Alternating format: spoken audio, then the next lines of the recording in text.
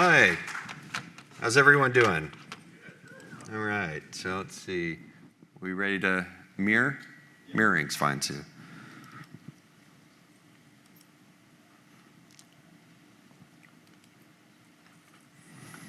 Okay, so I'll tell you a little bit about my journey and the portions of this project that I created. Excuse me, not the project that I created, but the project I worked on. I was one of many people on a team to create this VR experience called Experience Yosemite. So this is a location-based virtual reality experience, and it was produced by City Lights. So City Lights, they create a whole series of location-based VR experiences, and a number of them are quite successful. They've done really well with all of the accolades and awards. And the person I worked with at City Lights was Joel Newton, and he was the director and producer of the show. And I was a producer as well as the DP, and my background and expertise is in photogrammetry and other types of 3D scanning. So this was a big photogrammetry project as well. And I did that through my company, Hyperacuity. And our tagline is oversampling the world. And what I mean by that is we've really focused on expanding your senses. Hyperacuity means, it's a medical term, that means that you have better than 20/20 vision or better hearing than normal human hearing. So we focus a lot on capturing things that expand your senses. So we give you more resolution than you could see if you were in a location. We give you more dynamic range. We give you different spectra of color. And we kind of try to create, not just simulate real reality, but enhance it and give you superpowers in virtual reality. So we've done a lot of VR projects. Probably 85% of the work that we do are for VR projects. And we focus a lot on, we do work with museums, scientists, native peoples, artists. So we've done a wide variety of types of projects, capturing natural phenomenon as well, with the eclipse, which is a project that's going to be released soon. And I've been up on the stage before. Last time I was here was back in 2017 when we did a series of projects with Bjork, primarily on her Vulcanera virtual reality album. So we worked on 3 of the pieces for Vulcanera. We also worked on the Black Lake execution that was done for the Met. These are, I'm just going to play them all at once to confuse you all. These are some of our VR experiences, but to get through it quickly, up on the left, we've got a site along the Silk Road. These are all 6 degrees of freedom, fully explorable VR experiences, where we've got gigapixel textures. So all the textures have super resolution. We add tools that allow you to examine and discover the detail, relighting, et cetera. We've got the Smithsonian, that went a little bit, I thought that was going to go a little slower. So in the upper right, we've got the Smithsonian American Art Museum.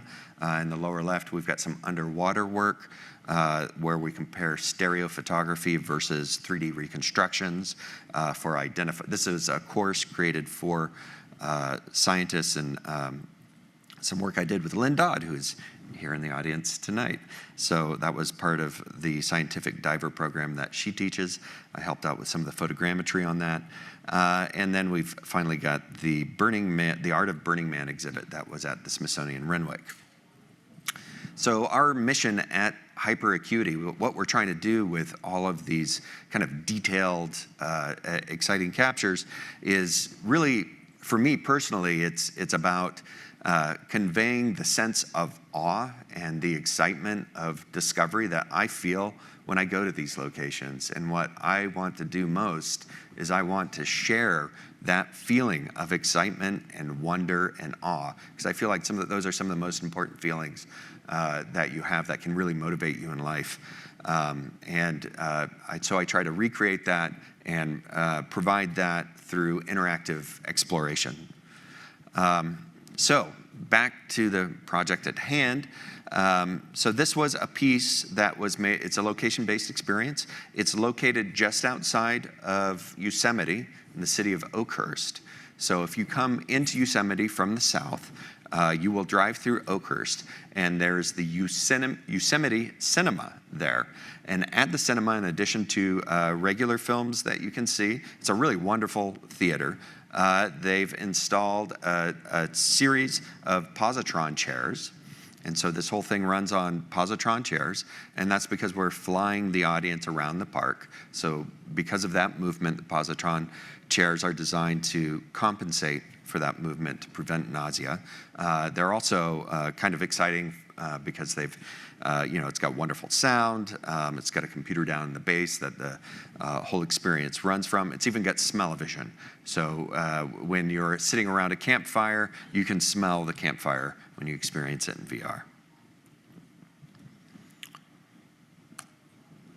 And this, do we have sound? Am I muted?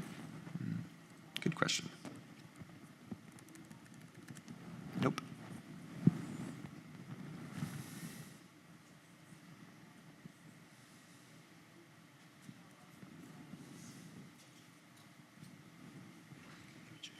Yeah.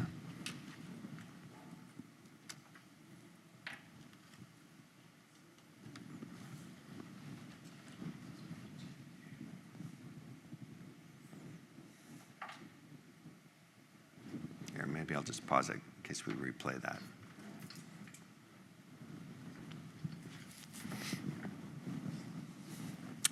It's okay. I can talk over it if it's not working. Anyways, yeah, on with the show. Okay, so I'll kind of describe some of what you're seeing here. These are captures from the VR experience. So we captured these using a number of techniques and technologies. These are some of the positron chairs. You see it's got everything from hand tracking. And we get to see, more of what the experience is like. You saw a quick flash there of some of the native, what we brought to represent the native world. And the experience is really kind of it's designed for first-time visitors to the park. And it's located at a spot where all the tour buses stop right before they enter the park. So we get a lot of people who, it's their first-time visitation from out of the country, so they're taking tour buses. So the idea is to give them highlights of the park. So we're giving them a little bit of the history of the park. We're giving them a little bit of the native communities and what their life was like in the park before it became settled. And we show what the climbing is like. We talk about some of the stories that John Muir told about the site. We showed Teddy Roosevelt camping out with John Muir and some of the real locations. And as much as possible, we really made this a documentary-like experience in that we were sampling the real world. We were pulling in real artifacts, real world. All the locations were as real as we could create them. Now, my work in Yosemite, it's been kind of an ongoing theme in my career. I've been back to it over and over again, and I continue to go back even after this project for more projects. So it's a recurring theme. So I just wanted to mention one that's kind of current, which is interesting, in that there is this crack that has appeared in Yosemite. And believe it or not, this is a rare experience in the field of geology. It's almost never been observed that there was not a crack one day and the next day there was a crack. And which is a little surprising considering that Yosemite is covered with cracks all over the place. But another thing that was special about this crack is that it started growing really quickly. So it went from a hairline crack, and over the course of a few months, it expanded out to about 6 inches. And that's when people started getting a bit worried about this crack that appeared. And of course, the park geologist was really excited, and also concerned for people's safety when this happened, because the rock is about 10 feet wide and 30 feet deep and 220 feet tall. So we've got kind of a skyscraper-sized piece of rock, a giant piece of granite that is hanging by a thread right now, and it's suspended 500 feet above the valley floor right in front of the Ahwahnee Hotel. In order to better understand exactly what was going on, I did some work with Greg Stock, the park geologist there. I used a Leica BLK to go, which is a handheld spinning LiDAR scanner, and we scanned inside the crack to get as much of the internal detail as we could. They were also doing laser scanning from the ground through USGS. And additionally, we've installed, because it is expected to fall, or we don't know for sure when it's going to fall, but this may fall. When it happens, we want to know what it looks like, because as much rockfall as occurs in the park, it actually is the #2 killer in the park. Every few years, it kills a number of people. We always get great footage about 3 seconds in, which is about how long it takes everyone to pull out their cell phone and whip around to look at where the rockfall just is occurring. So we never see the initial event, and they think that it might be explosive.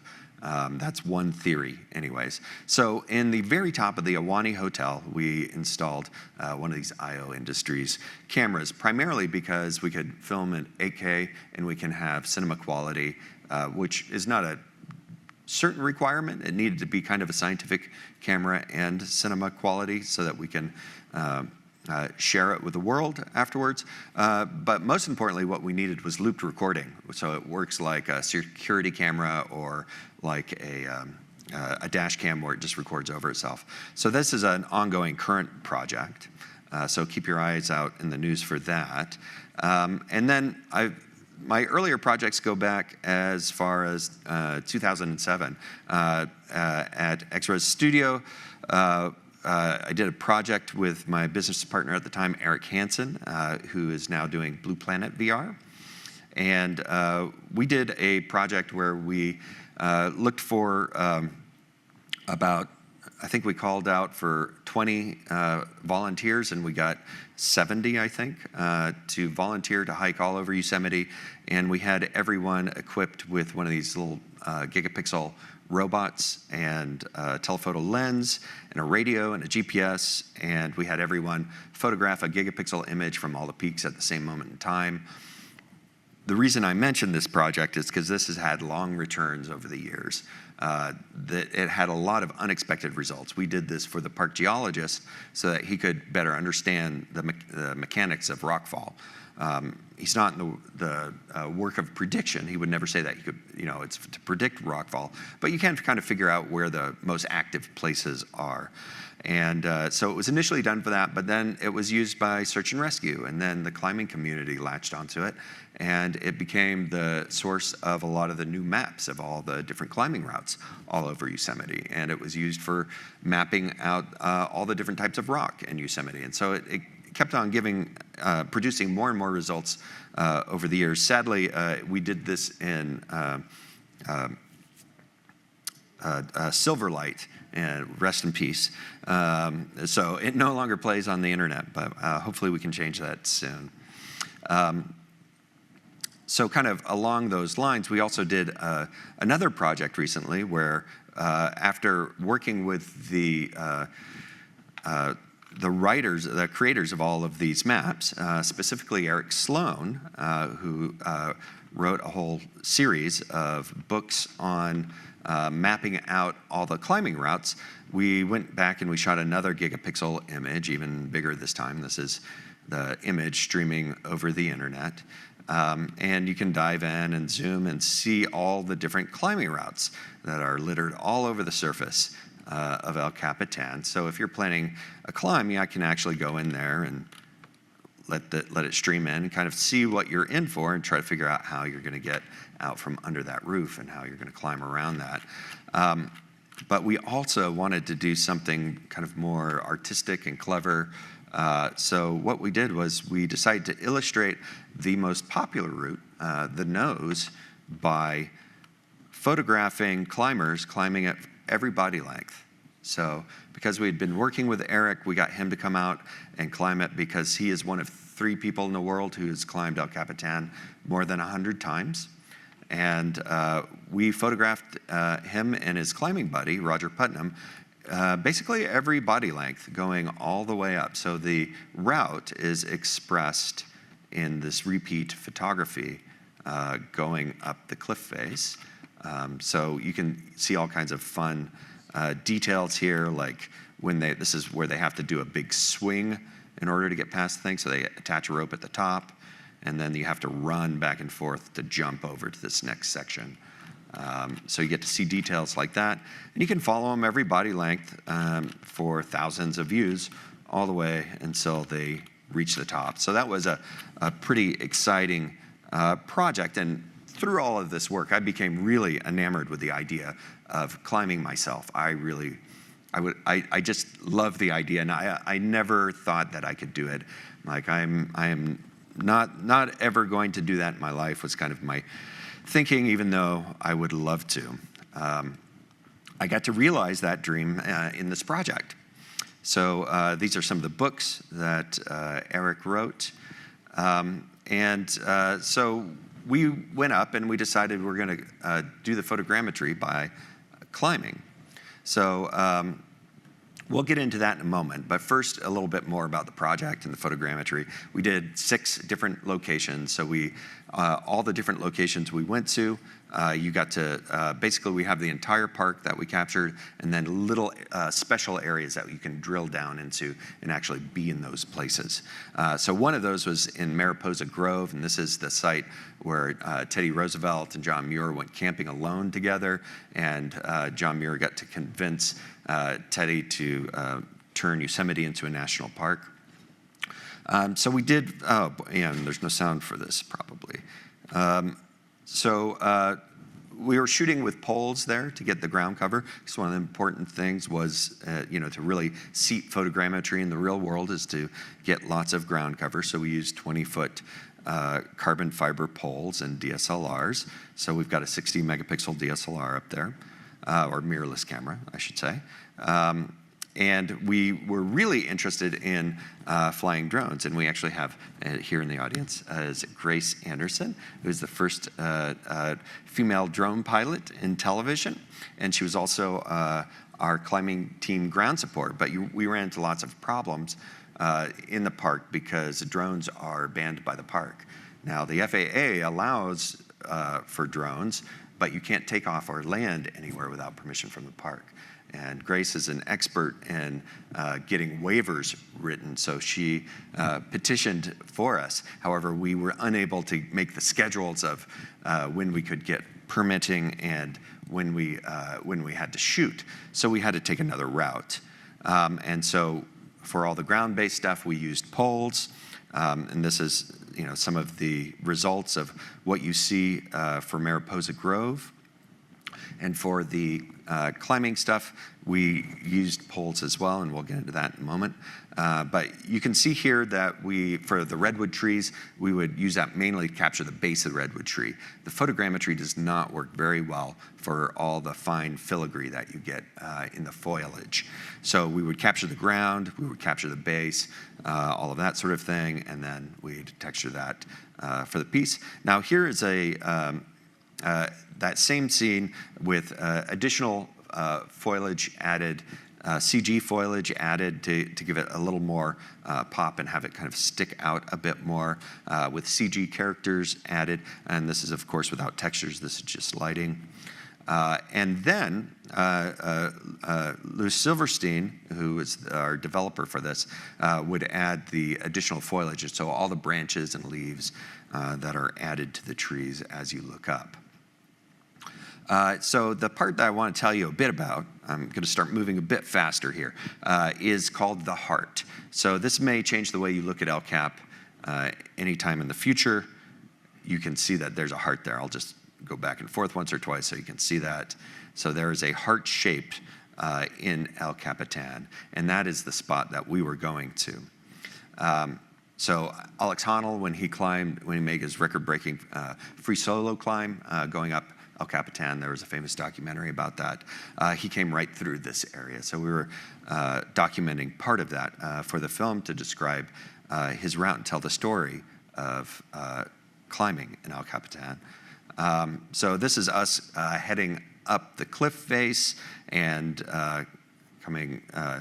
We had to take lots and lots of gear, so we're going up and down constantly, hauling gear up there. This is just some views of what it's like to climb that. And I use primarily ascenders, so I did get to climb it, but it was like climbing, like a 300-story rope ladder or something like that. So this became our home for about 4 days up on the cliff face. So once we got here, this is where we slept, and we spent 4 days up there doing a completely vertical production, photogrammetry production.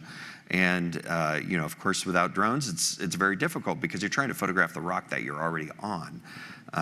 This is Eric Sloan and I, just some of the views. You can see on the left there, him down there using a camera pole. We would switch off on these tasks. He would do the ones that were the craziest of them all, and I would do the simpler ones.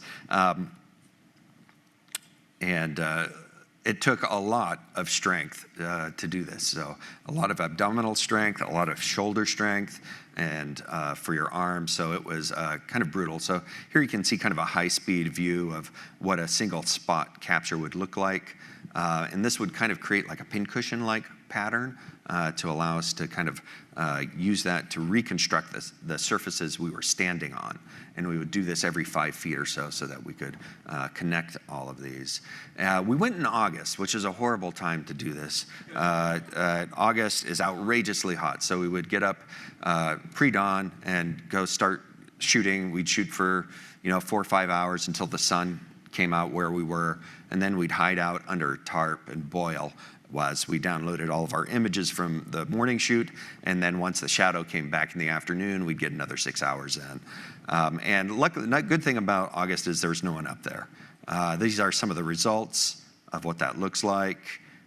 So this is some of the photogrammetry. Now here you'll see across the middle, there's a very special section. This is called the High Line. This has never been done before. I got these guys to rig a rope going across the heart. So crossing the heart, hoping not to die. I went out on this rope and would drag myself out a few feet and take dozens of photographs and rinse and repeat. Just do that over and over again to capture this big cavity of the heart. It's about a 300-foot drop down to where we camped, about 300 feet from the surface, and the rope was 300 feet long. So this is a little bit of what that process looked like. Now you could see that there's a problem developing here and that we're starting to go uphill. That became very difficult. So this was probably the scariest thing. And I turned to Eric Sloan right before I went and I go, so you tested this, right? Everything is good? You went out there already? And he's like, oh no, I'm too old for that. I don't do that kind of stuff. And I said, well, you're way more experienced and you're 5 years younger than me. So this was the one point at which I was truly frightened, was when I got out to about the middle of this and it started getting harder to go uphill. Finally, we're remastering this, or we have the opportunity to remaster this now. It looks really good once you add nanite and lumen. So this is just a quick test render running at a quarter resolution, but now we can add all the geometry and all the textures. So there's a big opportunity to make this a lot better now. So if there's anyone interested in partnering to create something like this, let me know.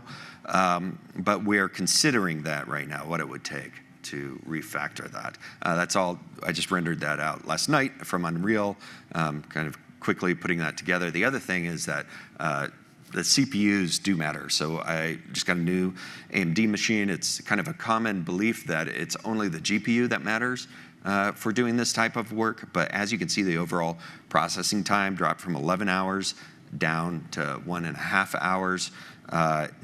it's not an exact apples-to-apples comparison here. This is an older CPU compared to a newer CPU, but the new Threadripper, I can say I was really impressed with the performance that we got out of that, and I think that opens up a lot of possibilities for iteration and for doing this at a much higher quality. And lastly, we did some aerial photogrammetry to get the whole park as well. So I learned a trick here, which is using a skydiving plane to do the photogrammetry, because they can have the doors off in the FAA.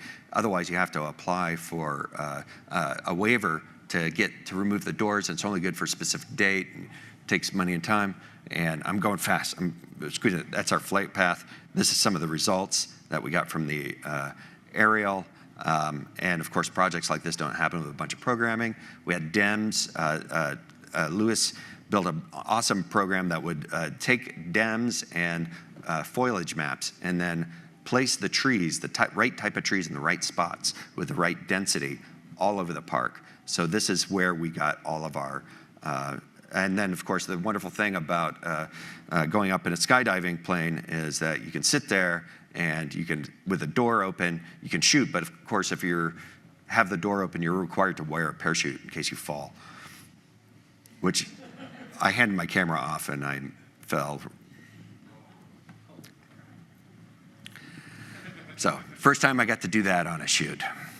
All right, thank you very much. Yeah, thank you. Thank you, Greg.